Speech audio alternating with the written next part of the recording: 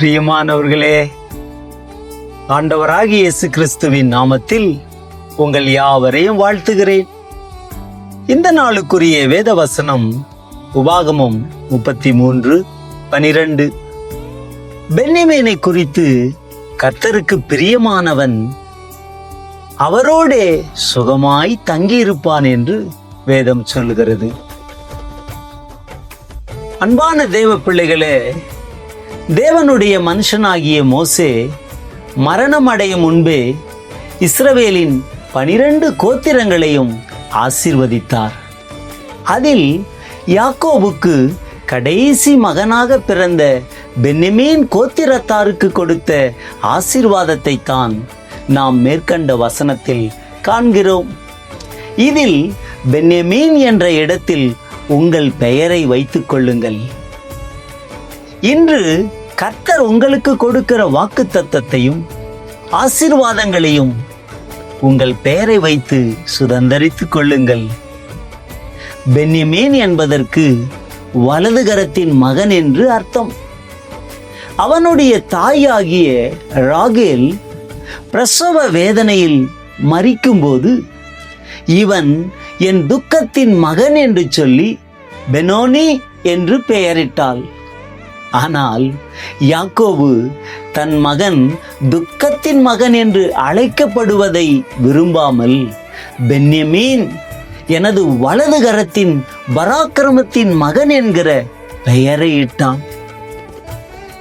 என் மகன் பராக்கிரமம் செய்வான், பலத்த யுத்த வீரனாய் விளங்குவான் என்பது யாக்கோபின் எதிர்பார்ப்பு. யாக்கோபு மிகவும் அதிகமாய் பென்யமீனை நேசித்தார். அவருடைய ஜீவன் இவருடைய ஜீவனோடு ஒன்றாய் இணைக்கப்பட்டிருந்தது என்று யூதா சொன்னார். அதுபோல நீங்கள் கிறிஸ்துவிலும் கிறிஸ்து உங்களிலும் நிலைத்திருக்கும் போது எந்த அலைகளும் புயல்களும் உங்களை ஒன்றும் செய்ய முடியாது. நீங்கள் சுகமாய் தங்கியிருப்பீர்கள். பாருங்கள் தேவ பிள்ளைகளே, இந்த வார்த்தையின் மூலமாய் நாம் கற்றுக் கொடுக்கிற பாடம் என்ன?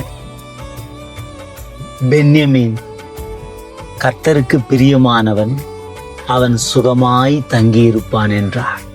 இன்றைக்கு நாமும் கர்த்தருக்கு பிரியமாய் இருக்கும்போது, கர்த்தர் மேல வாஞ்சியாய் இருக்கும்போது நம்முடைய வாழ்க்கையில அலைகளும் புயல்களும் போராட்டங்களும் ஒன்றும் செய்ய முடியாது.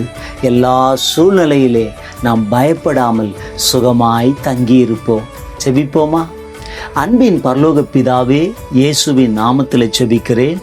இந்த வார்த்தையை கேட்டுக்கொண்டிருக்கிற ஒவ்வொரு பிள்ளைகளும் இன்றைக்கு எந்த பிரச்சனையில் இருக்கிறாங்களோ, எந்த போராட்டங்களில் இருக்கிறாங்களோ, எந்த கண்ணீரோடு துக்கத்தோடு வாழ்ந்து கொண்டிருக்கிறாங்களோ, பென்யமீனை போல கர்த்தருக்கு பிரியமான பிள்ளைகளாக சுகமாய் தங்கி இருக்கும்படி கிருபை செய்யும்படியாய் செபிக்கிறேன், ஆசீர்வதிக்கிறேன்.